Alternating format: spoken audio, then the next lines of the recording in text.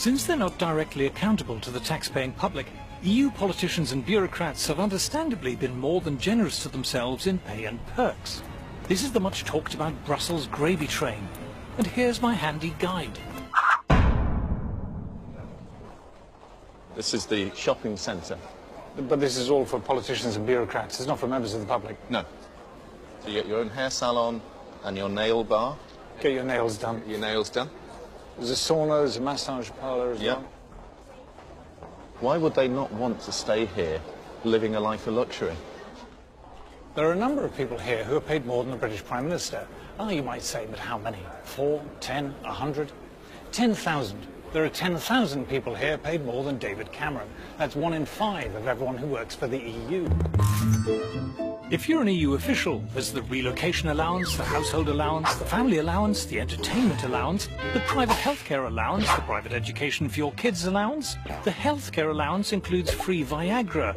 You would have thought that would come under entertainment. If you're an MEP, you get an extra £250 a day for being good enough to turn up, another £41,000 a year on top of that to cover phone bills and computers, and another £225,000 a year on top of that to cover staffing costs, which in years gone by often meant spouse or children. And to cap it all, they've decided to charge themselves a special low rate of tax. But it's not just the officials and politicians who benefit.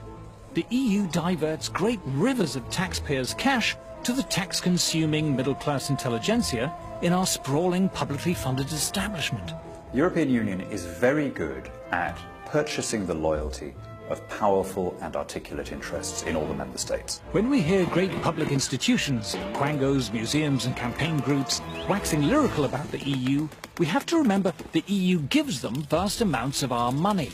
The EU gives shed loads of our money to local authorities and to universities and to art groups and opera companies. And that then provides this chorus of noise in favour of the European project. Every charity over a certain size is getting money from Brussels. Every NGO. We see EU largesse effectively buying opinion. You know, what we see here is really a racket. It's become a very good way of taking money from the general population and handing it to people who are lucky enough to be working for the system.